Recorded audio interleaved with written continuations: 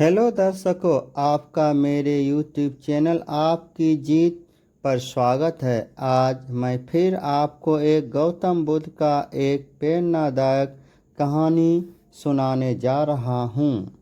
एक समय की बात है, एक गांव में गौतम बुद्ध का बहुत बड़ा आश्रम था।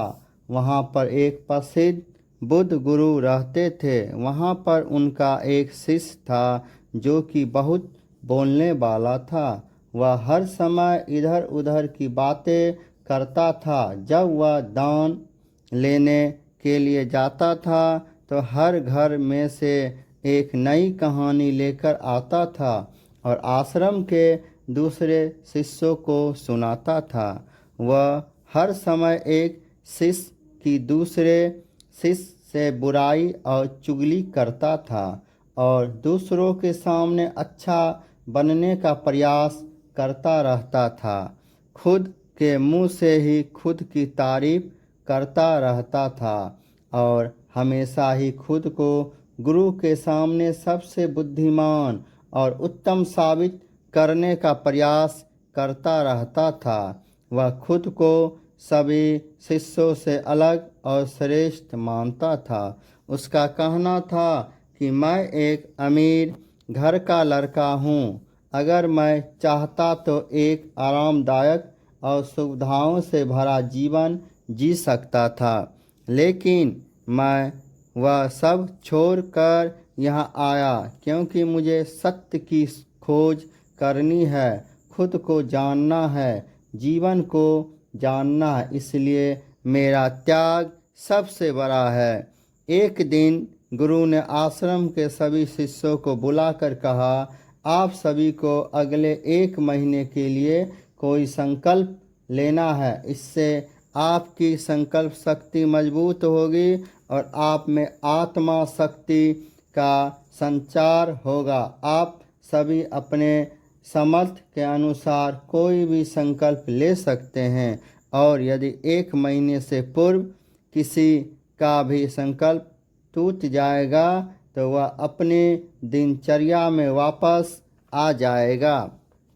सभी शिष्यों ने अपनी शक्ति के अनुसार छोटे बड़े संकल्प लिए और गुरु को अपने अपने संकल्प के बारे में बोलकर वहाँ से चल गए। लेकिन वह शिष्य जो खुद को सबसे अलग और बड़ा दिखाना चाहता था, वह सीधे गुरु की कुटिया में पहुँच गया और बोला, मैं छोटा मोटा संकल्प नहीं लेना चाहता हूँ, बल्कि खुद ही जैसे एक बड़ा और महान संकल्प लेना चाहता हूँ। कृपया आप ही बताइए मुझे क्या संकल्प लेना चाहिए। यह बात सुनकर गुरु मुस्कुराए और बोले, क्या तुम मेरे द्वारा दिए गए संकल्प को पूरा कर पाओगे? क्या तुम्हारे लिए उसे पूरा करना संभव होगा? शायद नहीं, वह तुम्हारे लिए संभव नहीं है। तुम उसे पूरा नहीं कर पाओगे, इसलिए तुम खुद ही कोई संकल्प ढूंढो। शिष्य ने कहा, नहीं गुरुदेव, आप जो भी संकल्प मुझे देंगे मैं उसे पूरा करूँगा। गुरु ने कहा, ठीक है, तो तुम अगले 1 महीने तक चुप रहो, मुंह से एक शब्द भी नहीं निकालो, यही तुम्हारा संकल्प है। शिष्य ने कहा, गुरुदेव, यह भी कोई संकल्प है? यह तो बहुत ही आसान है।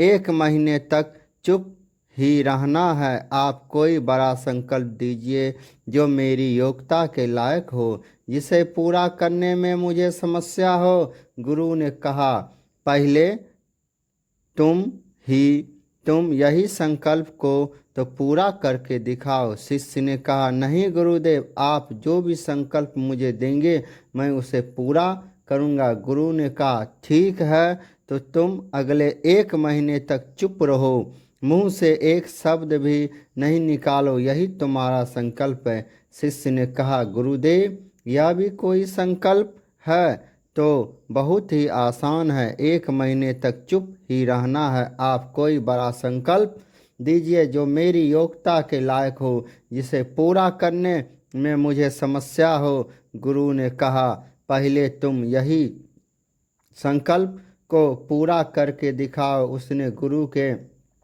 चरण छुए और कहा, गुरुदेव, क्या मैं अभियान में हूँ? क्या अभी मेरा संकल्प जारी है? गुरु ने कुछ देर तक शिष्य की आंखों में बड़े ध्यान से देखा और कहा, हाँ, तुम अभी भी अभियान में हो। तुम्हारे मुंह से एक भी शब्द निकल नहीं रहा है और तुम्हारा संकल्प अभी भी जारी है।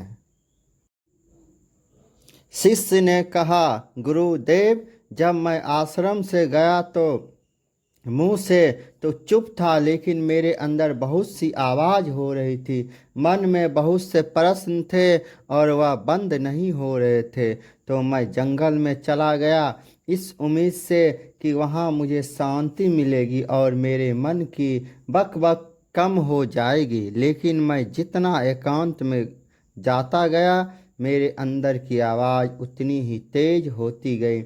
मेरे भीतर की पुरानी से पुरानी आवाज़ मुझे सुनाई देने लगी। तब जाकर मैंने महसूस किया कि मैं कितना गलत कर रहा था। जब मैं अपने परिवार वालों, दोस्तों को और गुरु भाइयों को बुरा भला कहता था तो उस समय मुझे लगता था कि मैं सही कर रहा हूँ।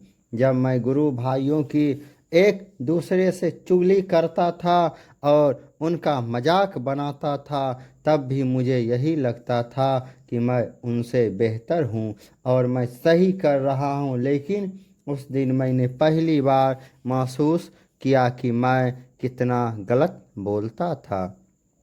काफ़ी दिनों तक यह सारे शोर और शिकायतें मेरे अंदर चलती रही, लेकिन धीरे धीरे करके एक दिन यह सारी आवाज़ मेरे अंदर से समाप्त हो गई। अब मैं भीतर से भी मौन हो गया। उसी घने जंगल में कोई बोलने वाला था नहीं और भीतर कोई आवाज़ बची ही नहीं थी और मैं उसी दिन पहली बार मौन का सही अर्थ समझा। मेरे चारों तरफ बहुत शांति थी, हालांकि अभी भी कुछ आवाज़ आ रही थी जो पहले भी आती थी, लेकिन मैं उन्हें सुन नहीं पाता था। तो इस मुंह को बंद ही रखना चाहिए। इसीलिए जितने भी बुद्ध हुए, आत्मज्ञानी हुए, वह सभी एकांत की ओर भागे ताकि उन्हें ज़्यादा ना बोलना पड़े, ज़्यादा सुनना ना पड़े। वह एकांत में रहे और शांत रहे, इसलिए आसानी से भीतर की यात्रा कर पाए। लेकिन अगर कोई चाहे तो इस संसार में रहकर भी एकांत में रह सकता है, शांत रह सकता है, लेकिन इसके लिए उन्हें अपनी ऊर्जा बचानी होगी जिसे वह अब तक अपने व्यर्थ के शब्दों में बर्बाद कर रहे थे। इस कहानी की सीख यही है कि व्यर्थ का बोलना ऊर्जा को नष्ट करना है और यह बोलना ही हमें कभी अपने भीतर की ओर लौटने नहीं देता, क्योंकि यह हमें बाहर की ओर झुकाए रखता है और जिन्हें भीतर की यात्रा करनी है उन्हें अपने मुंह को बंद ही रखना चाहिए। चुप रहने में अद्भुत शक्ति है। यदि हम सही समय पर सही शब्दों का प्रयोग करें तो हम अपने जीवन को सकारात्मक दिशा में बदल सकते हैं। मौन रहकर हम अपनी आत्मा की गहराई में जा सकते हैं और भीतर से शांति का अनुभव कर सकते हैं। इससे हम अपने विचारों और भावनाओं को साफ करके अपने जीवन को सकारात्मक बना सकते हैं। हमें चुप रहने की कला सीखनी चाहिए ताकि हम अपने शब्दों का सही प्रयोग करके अपना और दूसरों का जीवन बेहतर बना सके। हम उम्मीद करते हैं कि आपको मोटिवेशनल स्टोरी मौन रहने के फायदे, मौन रहने की शक्ति कहानी पसंद आई होगी। प्लीज़ हमारे यूट्यूब चैनल आपकी जीत को सब्सक्राइब, लाइक एंड शेयर करें। धन्यवाद।